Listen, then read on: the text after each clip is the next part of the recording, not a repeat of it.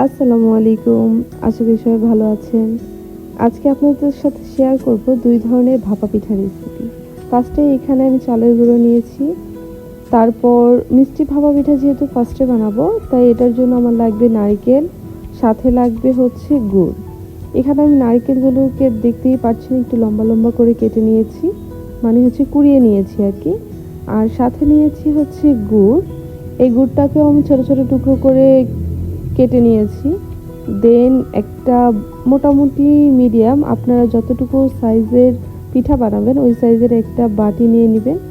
আমি দেখতেই পাচ্ছেন যে একটা মিডিয়াম সাইজের বাটি নিয়েছি। সেখানে ফার্স্টে গুঁড়িটাকে দিয়ে সুন্দর করে সেট করে এর উপর গুড় নারিকেল দিয়ে সুন্দর করে একটা লেয়ার দিয়ে দিয়েছি। এর উপর আবার কিছু চালের গুঁড়ো দিয়ে উপরে আরও একটা লেয়ার দিব। আমি একটু বড় সাইজ করে পিঠাগুলো বানাচ্ছি, আপনারা যদি ছোট সাইজ বানান তাহলে একটা লেয়ার দিলেও হবে। আমি এখানে ডাবল লেয়ার দিচ্ছি।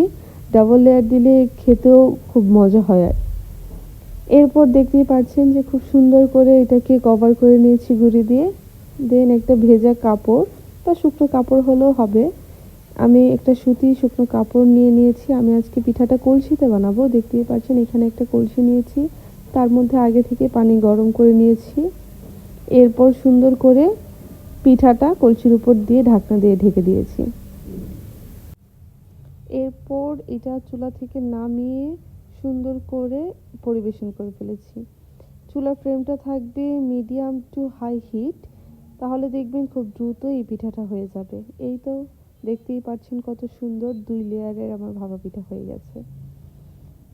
আলহামদুলিল্লাহ, পিঠাটা খেতেও খুব মজা হয়েছে। শীতের সকালে এইভাবে যদি কেউ ভাপা পিঠা বানিয়ে কাউকে দিতে পারেন তাহলে তো আর কোনো কথাই নেই। এরপর চলেন আজকে ঝাল ভাপা পিঠার জন্য আমাদের কি কি লাগবে। ফার্স্টে এখানে আমি পেঁয়াজ পাতা নিয়েছি, সাথে নিয়েছি আমি ধনিয়া পাতা আর কাঁচামরিচ। দেন ওই যে মিষ্টি ভাপা পিঠার জন্য যে চালের গুঁড়োটা রেখেছিলাম সেখান থেকেই অল্প কিছু চালের গুঁড়ো নিয়ে এগুলো সব কিছু ভালো করে মিক্সড করে, এটা খুব সহজ, এই ভাপা পিঠাটা খুব সহজেই বানানো যায়। দেন এটাকে দেখতেই পাচ্ছেন খুব সুন্দর করে আমি বাটির মধ্যে দিয়ে দিলাম। এরপর এটাকে সেম মিষ্টি ভাপা পিঠার মতোই কলসির মধ্যে দিয়ে এই ভাপা পিঠাটা তৈরি করে ফেলেছি। এই তো হয়ে গেল আমার ঝাল ভাপা পিঠা।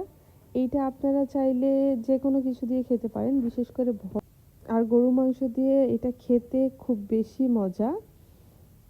আলহামদুলিল্লাহ, এই 2 ধরনের ভাপা পিঠাই আমি খুব সহজেই বানিয়ে ফেলেছি। আপনারাও অবশ্যই অবশ্যই শীতের সকালে এই 2 ধরনের ভাপা পিঠা বাসায় বানিয়ে দেখতে পারেন। আমার বাসার তো সবার পছন্দ, বিশেষ করে আমার হাজবেন্ডের হচ্ছে ঝাল ভাপা পিঠা পছন্দ, আর আমার হচ্ছে মিষ্টি ভাপা পিঠা পছন্দ। শীত মানেই পিঠা, শীত মানেই মজা।